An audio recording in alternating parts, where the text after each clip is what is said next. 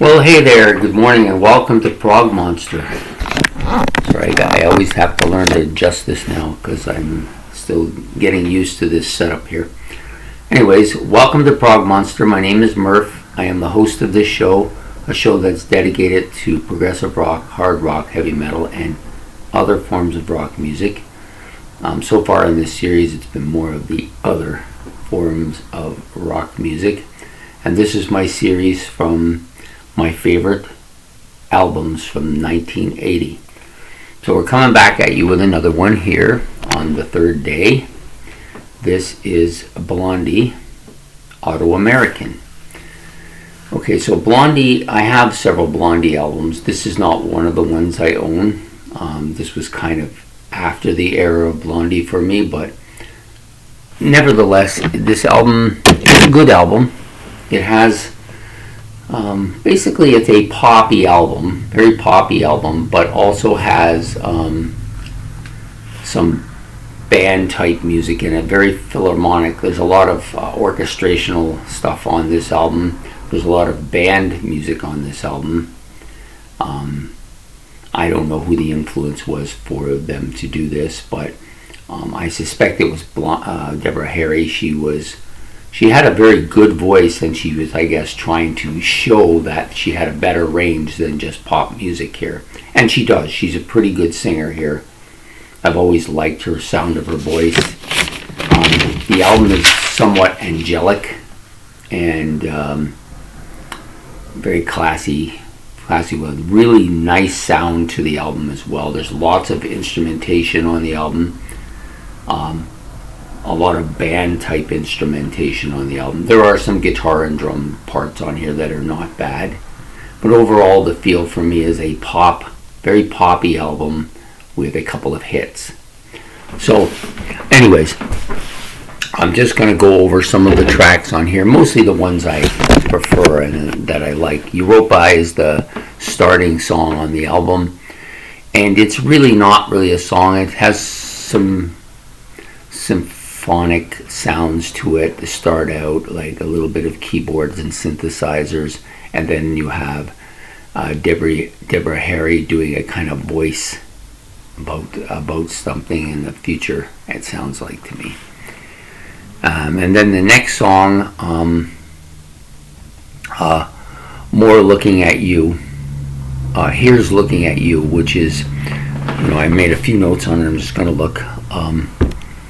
Yeah, she does the voice at the beginning, and then she does the vocals. Of course, she does the vocals on everything on the album, as she should. She's by far the best vocalist. It's a bandish type orchestral song. There's a few of them like that. Other songs include like I'm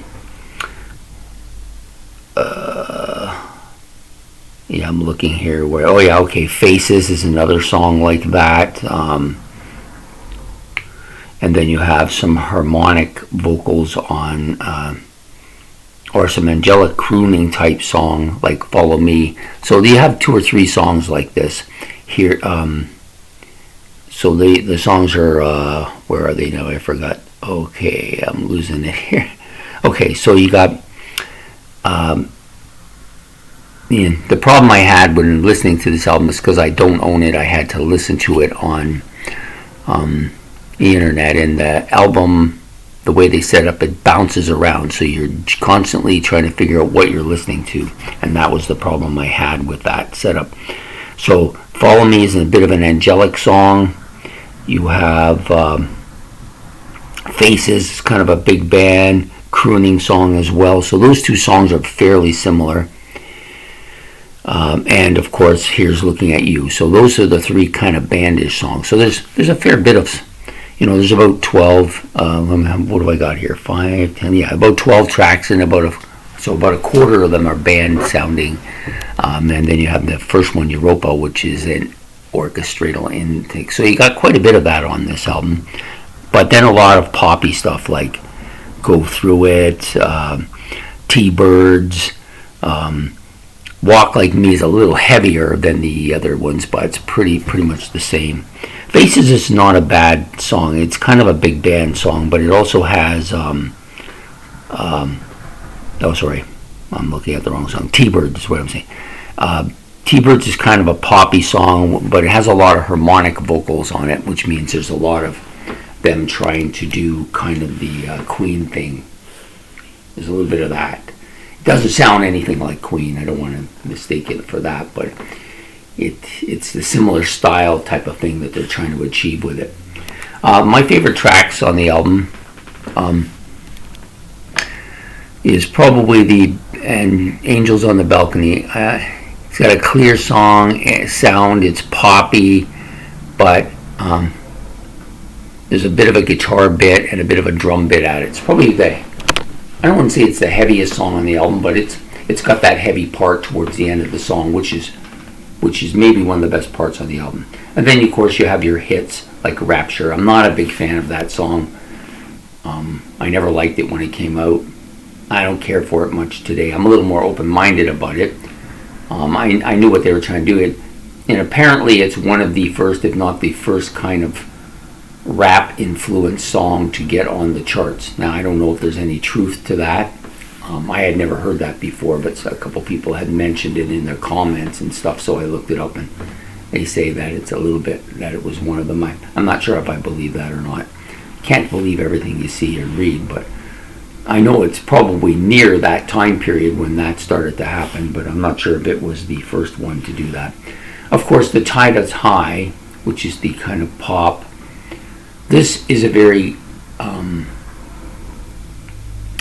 when I think of Blondie, this is a song that fits into their music. It's a little softer than some of the stuff like Call Me or One Way or Another, or those kind of songs from their past, but it still fits their musical mode very well. The rest of this album is very kind of poppy, very, like I said, bandish, and a lot more mellow than what we're used to from them. Not that they were ever really a heavy band, but definitely that. I think Deborah Harry is really good on the album. I think she shows her vocal range fairly well here. And the album again is very classy and very, very sophisticated with all the different types of philharmonic instruments that they use. So not a bad album. Not a bad album. I actually never owned it. I never really had a desire to own it.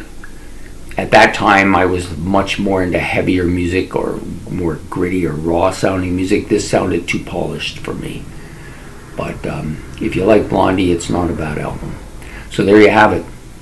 Blondie, Autoamerican, on day 3 of our favorite 1980, my favorite 1980 albums.